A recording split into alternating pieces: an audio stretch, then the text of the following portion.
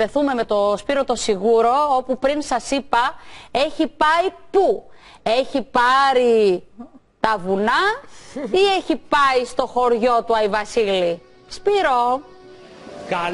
Καλό μεσημέρι Ζήνα, καλό μεσημέρι εδώ από το χωριό του Αϊβασίλη. Πού βρίσκομαι, θες να το πεις? Όχι, εσύ να το πεις. Εγώ λοιπόν θα σου πω ότι βρίσκομαι στο χωριό του Αϊβασίλη, εδώ στον Οροπό.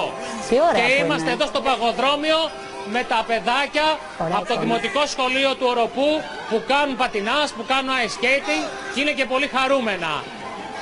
Πάρα πολύ ωραία εικόνα. Όπως βλέπεις την εικόνα μας,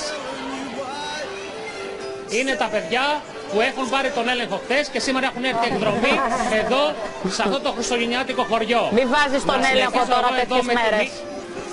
Ο Σπύρος γιατί δεν κάνει πατινάζ? Να σου πω κάτι. Ο Σπύρος θα κάνει πατινάζ. Σπύρο, η Αντιγόνη λέει γιατί δεν κάνεις πατινάζ? Αντιγόνη, δεν θέλεις να κάνω πατινάζ? Έλα, σε παρακαλώ, κάνε λίγο, μια φιγούρα. Αντιγόνη, it takes two. Θα κάνουμε μαζί. Ωραία. Challenge accepted. Λοιπόν, θα συνεχίσω εδώ. Πάρα πολύ ωραία είναι όμως να βλέπεις τα παιδιά να είναι χαρούμενα τα παιδιά τέτοιες τα μέρες. οποία να τραγουδάνε τρίγωνα κάλαντα. Μίνι, τι κάνεις? Είμαι πολύ καλά. Καλά.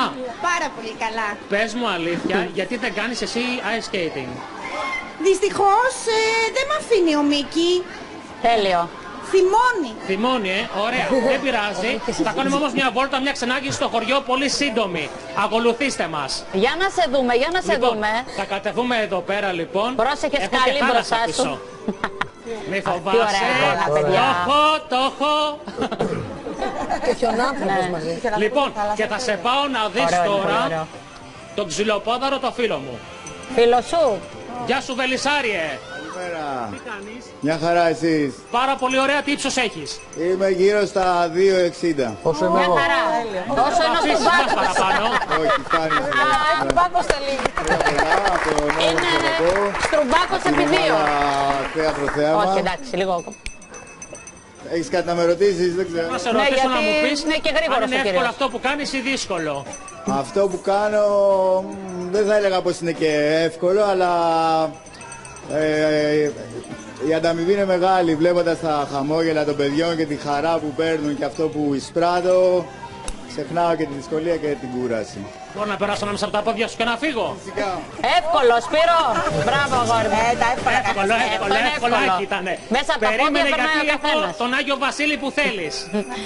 Α, δεν θα ζητήσω δώρο. Πήγαμε στα Γιάννητσά, Ξέρω. δεν θα ζητήσεις δώρο. Καραμέλα, τι να ζητάω.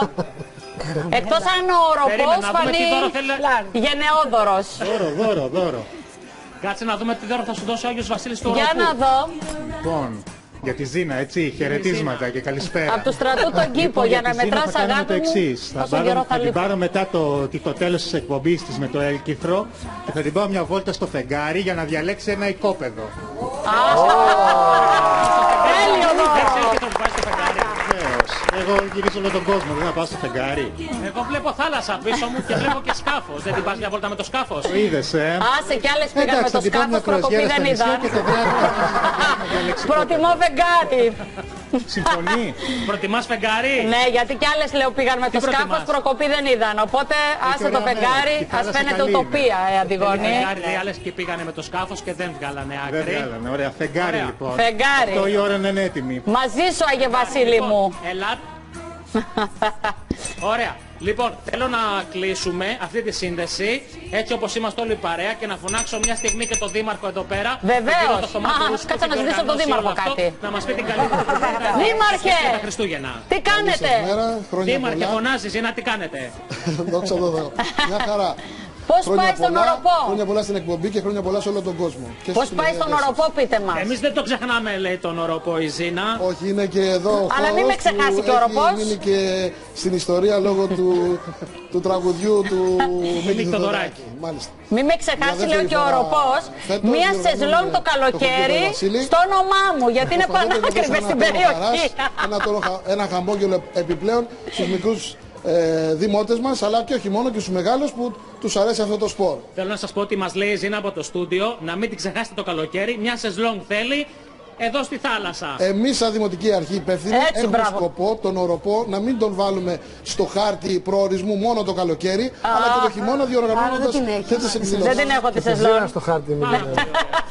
Εμένα μην ξεχάσετε από το Θέλω να χάρτη. ευχηθώ σε όλο τον κόσμο. Χρόνια πολλά.